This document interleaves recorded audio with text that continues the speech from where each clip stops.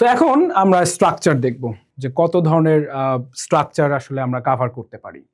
Before that আমাদের মনে হয় বাংলা বাক্যগুলো দেখে নেওয়া জরুরি যে কত ধরনের বাংলা বাক্য আমরা আমাদের দৈনন্দিন জীবনের কমিউনিকেশনে ব্যবহার করে থাকি। ওই বাংলা বাক্যগুলো আমরা আগে দেখবো, এরপরে আমরা এই ইংরেজি বাক্যগুলোকে বাংলা বাক্যের সাথে কানেক্ট করব। So let us move forward to the Bangla sentences.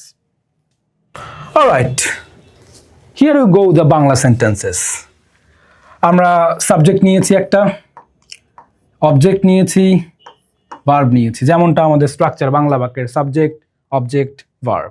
ওই কনসেপ্টের উপর ভিত্তি করে আমরা প্রত্যেকটা বাংলা বাক্যের ধরন এখন আমরা দেখব। খেয়াল করুন, আমি এটা চেষ্টা করি। Be careful about the last word করি। আমি এটা চেষ্টা করেছিলাম, আমি এটা চেষ্টা করব, আমি এটা চেষ্টা করছি, আমি এটা চেষ্টা করছিলাম, আমি এটা চেষ্টা করেছি, আমি এটা চেষ্টা করতে পারি, আমি এটা চেষ্টা করতে পারতাম। তাহলে দেখেন যে আমি মাত্র একটা বাংলা বাক্য নিয়েছি, যে বাংলা বাক্যটাকে আমি স্টেপ বাই স্টেপ কি করছি, কনভার্ট করছি, এবং এই বাংলা বাক্যের ইনগ্রিডিয়েন্টস কিন্তু সেম, কিন্তু আমরা যদি শেষের শব্দের উপর ফোকাস করি তাহলে দেখা যাচ্ছে পরিবর্তন। আমি এটা চেষ্টা, সবগুলোতে আমি এটা চেষ্টা রয়েছে, কিন্তু শেষের যে শব্দটা, এই শেষের শব্দটা কিন্তু প্রত্যেকটা বাক্যে পরিবর্তিত। করি, সেখান থেকে হয়ে গেল করেছিলাম, সেখান থেকে হয়ে গেল করব, করছি, করছিলাম, করেছি, করতে পারি, করতে পারতাম।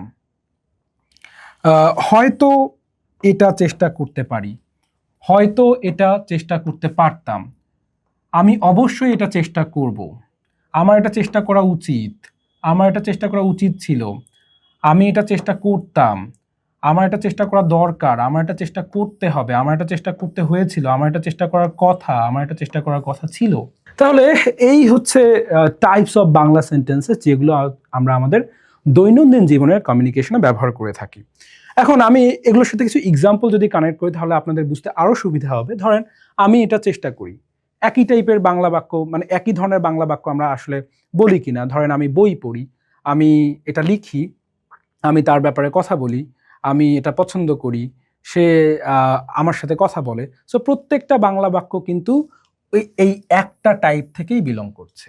তার মানে আপনার তো আপনি যত ধরনের বাংলা বা যতগুলো বাংলা বাক্য বলেন আপনার দৈনন্দিন কমিউনিকেশনের, প্রত্যেকটার তো আলাদা আলাদা স্ট্রাকচার নাই। ওই প্রত্যেকটা কোনো না কোনো একটা নির্দিষ্ট স্ট্রাকচারের আন্ডারে পড়ে। ওই নির্দিষ্ট স্ট্রাকচারটা জানার অর্থ হচ্ছে এই যে ওই স্ট্রাকচার দিয়ে যত ধরনের বাংলা বাক্য কানেক্ট হয় সবগুলোর জন্য ওই একটাই স্ট্রাকচার। অলরাইট, তার মানে নির্দিষ্ট বাক্য, সেই বাক্যের সাথে আপনি খুঁজে বের করবেন যেটা কোন টাইপের বাক্য, সেই টাইপের স্ট্রাকচার কি, তাহলে ওই একটা স্ট্রাকচার দিয়ে ওই নির্দিষ্ট বাক্যটি বা ওই ধরনের অনেকগুলো বাক্য ট্রান্সলেটেড হয়ে যাবে।